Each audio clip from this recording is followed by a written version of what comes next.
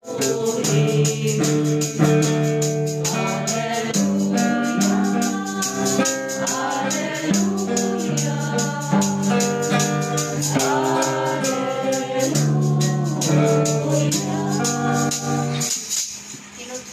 sa Ebanghelyo sumala ni San Lucas. Si Jesus ningon, pagkalaot ninyo, nabuhat kamo umindot ng mga lugmanan alang sa mga propeta. Ang mga propeta nga ipatay sa inyong mga katigulangan. Sa ingon niini kamo mismo miangkon kamo miuyon sa gibuhat sa inyong mga katigulangan. Kay sila mao'y nagpatay sa mga propeta. Kamo ang nabuhat sa ilang mga lugmanan. Tungod niini ang kaalam sa Dios nag-ingon. Padadaan ko sila mga propeta, mga sinugo, ilang patyo ng uban, ang uban ilang natuson. Busa silutan ang mga tao ining panahon na tungod sa ilang pagpatay sa tanang mga propeta.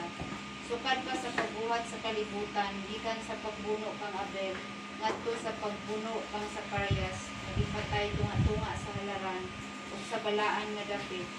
Oo, sultihan ko kamo. Silutan ang mga tao nining panahon na tungod kanilang tanan. Pagkalaot ninyong mga magtutudlo sa balaod, itipigan ninyo ang Yahweh nga mo'y moabli sa puntahan sa balay sa kalibalo. Apan kamo mismo dili mosulod, ug isanta ninyo ang buot mosulod niini.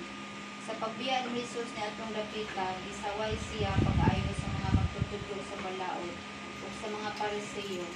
Ug nangutana sila kaniya mahitungod sa daghang mga butang. Isulayan nila sila pag-itag ang hisapkan siya nga masayop sa iyang isulti. Ang Ebanghelyo sa Ginoo.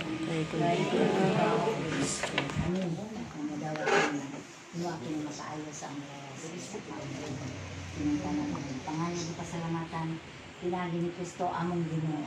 Amen. Amen.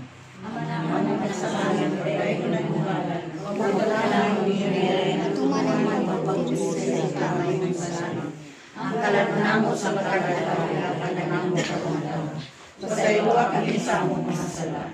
Liwanan pasaylo kami sa kasalanan namin. Kung dili mo kami tugyan sa panulay, inunuhala sa kami sa dawitan. Sa ngalan samahan sa anak at sa Espiritu Santo. Ilan